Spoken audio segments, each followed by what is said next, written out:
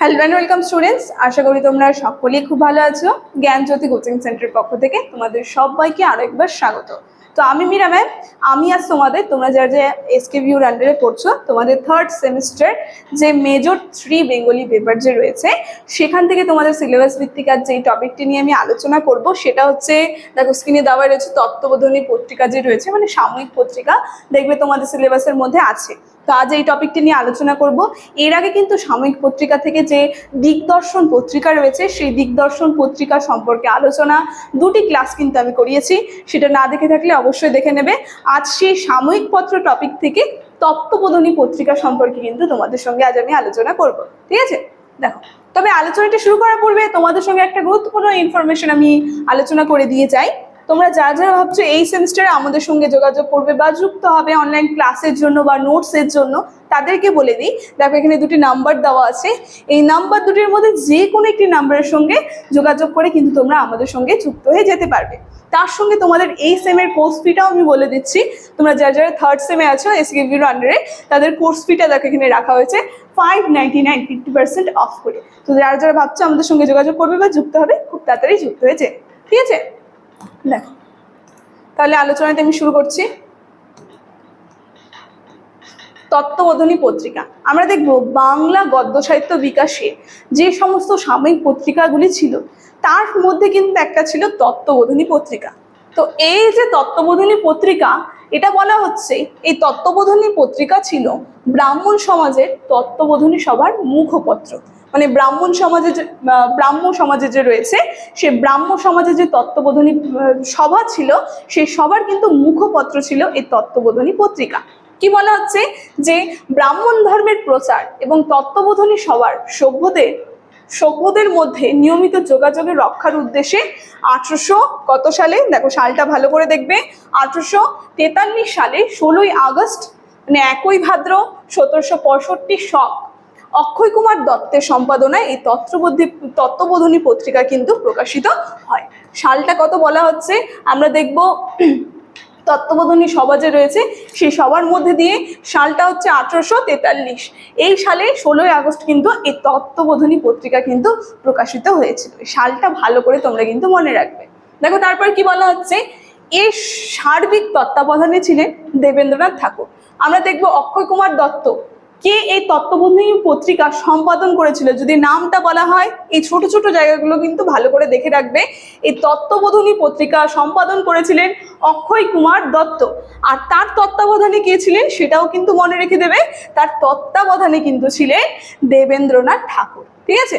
কি বলা হচ্ছে, এরপর আমরা দেখব 19 শতকের শ্রেষ্ঠ গদ্য লেখক ঈশ্বরচন্দ্র বিদ্যাসাগর এবং রাজনারায়ণ বসু, দ্বিজেন্দ্রলাল ঠাকুর প্রমুখ এই পত্রিকা নিয়মিত লিখতেন। মানে এই সমস্ত কবিরা যারা যারা ছিল, ঈশ্বরচন্দ্র বিদ্যাসাগর আমরা দেখব, ঈশ্বরচন্দ্র বিদ্যাসাগর, তার সঙ্গে রাজনারায়ণ বসু, দ্বিজেন্দ্রনাথ ঠাকুর প্রমুখ এই পত্রিকা কিন্তু তারা, এই সমস্ত কবিরা কিন্তু এই তত্ত্ববোধনী পত্রিকা কিন্তু লিখতেন, সেটা আমরা দেখতে পারবো। তারপর কি বলছে, দেখো তারপর বলছে যে এবং তাদের লেখার মাধ্যমে তখন বাংলা ভাষা ও সাহিত্যের এক নবযুগের সূচনা হয়েছিল। এই যে তত্ত্ববোধনী পত্রিকা, আমরা দেখবো বাংলা সাহিত্যে একটা নবযুগের বা নতুন যুগের কিন্তু সূচনা হয়েছিল এই পত্রিকার মধ্যে দিয়ে। কি বলা হচ্ছে যে এর লেখক ও পৃষ্ঠপোষক সকলেই ছিলেন সংস্কারপন্থী। আমরা দেখবো যে সমস্ত লেখক ছিল বা যে সমস্ত পৃষ্ঠপোষকরা ছিল এই তত্ত্ববোধনী পত্রিকার, তারা সবাই কিন্তু আমরা দেখব সংস্কারপন্থী কিন্তু ছিলেন তারা। দেখো তারপর কি বলা হচ্ছে, বেদান্ত বা প্রতিপাদ্য ব্রহ্মবিদ্যা প্রচার পত্রিকার মুখ্য উদ্দেশ্য হলেও জ্ঞান বিজ্ঞান ইতিহাস, এই সমস্ত বিষয় কিন্তু আমরা দেখতে পারবো। জ্ঞান বিজ্ঞান ইতিহাস, সাহিত্য, ধর্ম, রাজনীতি, অর্থনীতি, সমাজতত্ত্ব, দর্শন বিষয়ক মূল্যবান রচনা কিন্তু এতে প্রকাশিত হতো। মানে আমরা দেখব তাদের এই পত্রিকাটি মানে আর কি প্রকাশ করার মুখ্য উদ্দেশ্য কি ছিল, সমাজ সংস্কার করা, কিন্তু তার পাশাপাশিও কিন্তু তারা জ্ঞান বিজ্ঞান যে রয়েছে, ইতিহাস যে রয়েছে, সাহিত্য যে রয়েছে, বিভিন্ন বিষয়ে, দেখো ধর্ম, রাজনীতি, অর্থনীতি, এই সমস্ত বিষয় নিয়ে কিন্তু তারা এই পত্রিকাটির মধ্যে আলোচনা করতো বা সেই সমস্ত বিষয় কিন্তু প্রকাশিত করলো। মানে মূল্যবান যে সমস্ত বিষয় রয়েছে সেগুলো কিন্তু তারা রচনা করতো। দেখো তারপর কি বলা হচ্ছে যে এতে প্রকাশিত হতো আন্তর্জাতিক বাণিজ্য, বাঙালিদের অংশগ্রহণ এবং রাজনৈতিক স্বাধীনতা লাভের উপযুক্ত করে নিজেদের গঠন করার যে আহ্বান জানিয়েছিল এই পত্রিকা লেখার মাধ্যম দিয়ে। মানে বিভিন্ন বাঙালি যা রয়েছে তাদের যে এই যে সমাজ যে রয়েছে স্বাধীনতা লাভ, এই স্বাধীনতা লাভে তাদেরকে একত্রিত করা, এই সংবাদপত্রের মাধ্যমে কিন্তু আর কি সেটা সম্ভব হয়েছিল, বা সেটা আহ্বান কিন্তু জানিয়েছিল বিভিন্ন যে আর কি স্বাধীনতা সংগ্রামী রয়েছে তাদেরকে একত্রিত করার। ঠিক আছে, দেখো তারপর কি বলছে যে এইভাবে তখনকার বাংলার সংস্কৃতি এবং সভ্যতার উন্নতিতে এই পত্রিকা বিশেষ অবদান কিন্তু রাখে। আমরা দেখব বাংলা গদ্য সাহিত্যের বিকাশ, সেখানে চেতনা, মানুষের মধ্যে যে আধুনিক চেতনা, সেই চেতনা, নবচেতনার জাগরণ, তার সঙ্গে বাংলার সংস্কৃতি এবং সভ্যতার উন্নতির ক্ষেত্রে কিন্তু এই পত্রিকার ভূমিকা কিন্তু অগ্রগণ্য ভূমিকা কিন্তু পালন করে এই তত্ত্ববোধিনী পত্রিকা।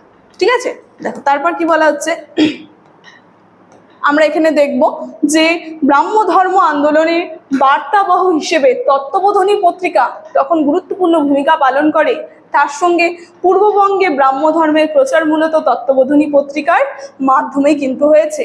এই যে ব্রাহ্ম ধর্মের যে প্রচার, এই প্রচার কিন্তু এই তত্ত্ববোধিনী পত্রিকার মধ্যে দিয়ে হয়েছিল। কোথায় কোথায় জায়গাটার নাম বলছে পূর্ববঙ্গে, মানে পূর্ব বাংলার দিকে কিন্তু আর কি এই তত্ত্ববোধিনী পত্রিকার মধ্যে দিয়ে কিন্তু আমরা দেখব যে ব্রাহ্ম ধর্ম যে রয়েছে সেই ব্রাহ্ম ধর্মে কিন্তু প্রচার ঘটেছিল। দেখো তারপর কি বলছে যে ঢাকার ব্রাহ্ম সমাজ গঠনের প্রধান উদ্দেশ্য ব্রজসুন্দর মিত্র এই পত্রিকা পড়ে ব্রাহ্ম সমাজের প্রতি আকৃষ্ট হন এবং ঢাকাতে ব্রাহ্ম সমাজ গঠনের উদ্যোগ গ্রহণ করেন। এইভাবে কিন্তু তখনকার দিনে অনুন্নত যোগাযোগের ব্যবস্থা এবং কর্মীয় স্বল্পতার কারণে ব্রাহ্ম সমাজের কাজে তত্ত্ববোধিনী পত্রিকা বিশেষ সহযোগী ভূমিকা পালন করে। আমরা দেখব এই যে ব্রাহ্ম সমাজে রয়েছে, এই ব্রাহ্ম সমাজের কাজে কিন্তু বিশেষ অগ্রগণ্য ভূমিকা পালন করেছে। বিভিন্ন যোগাযোগ, বিভিন্ন জ্ঞান, তারপরে বিভিন্ন সংগ্রামী যারা ছিল, স্বাধীনতা সংগ্রামী, তাদেরকে একত্রিত করা, তার সঙ্গে বাংলা গদ্য সাহিত্যের বিকাশ এবং বাংলার যে আধুনিক চেতনা, মানুষের মধ্যে যে নবচেতনা, সেই নবচেতনায় কিন্তু দীক্ষিত করেছিল এই তত্ত্ববোধিনী পত্রিকা। ঠিক আছে, দেখো তত্ত্ববোধিনী পত্রিকার এখানে কয়েকটা আর কি বলে দেওয়া হয়েছে কয়েকটা বিষয় সম্পর্কে। বলছে যেমন ধরো আমরা দেখব এই যে তত্ত্ববোধিনী পত্রিকা যে রয়েছে এটা কিন্তু একটা সাপ্তাহিক সংবাদপত্র। ঠিক আছে, সংবাদপত্র। তার সঙ্গে কি বলছে এই সম্পাদনা কি, একটুক্ষণ আগে আমি এটা নিয়ে আলোচনা করেছি। এই সংপাদনা ছিল অক্ষয় কুমার দত্ত, সম্পাদনা করে যিনি। তার সঙ্গে দেবেন্দ্রনাথ ঠাকুর ছিল সম্পাদক যারা যারা ছিল, দেবেন্দ্রনাথ ঠাকুর, ঈশ্বরচন্দ্র বিদ্যাসাগর, অক্ষয় কুমার দত্ত, রাজনারায়ণ বসু, রাজেন্দ্রলাল মিত্র, এরা কিন্তু সম্পাদক ছিলেন এই তত্ত্ববোধিনী পত্রিকার। সম্পাদনা কি করেন এই সম্পর্কে কিন্তু আগে আমি বলে দিয়েছি, সে হচ্ছে অক্ষয় কুমার দত্ত। ঠিক আছে, দেখো তারপর আমরা দেখে নিই একটু প্রতিষ্ঠাতা কাল, মানে এখানে সংক্ষেপে আর কি শর্টে একটু বলে দেওয়া হয়েছে, এটা দেখে রাখলে তোমাদের শর্টে আর কি মনে থাকবে। যেমন প্রতিষ্ঠাতা কাল একটুক্ষণ আগে বলেছি আমি, 1843 সালে কিন্তু এটা প্রকাশিত হয়েছিল। আর ভাষা ছিল বাংলা, প্রকাশনা স্থগিত ছিল 1932, আর সদর দপ্তর আমরা দেখব কলকাতা, বঙ্গ, ব্রিটিশ ভারতে কিন্তু এই সদর দপ্তরটা ছিল, এই পত্রিকার সদর দপ্তর কিন্তু ছিল। তো এই যে তত্ত্ববোধিনী পত্রিকা, এই তত্ত্ববোধিনী পত্রিকা সম্পর্কে আলোচনা আমার এতটুকুন ছিল।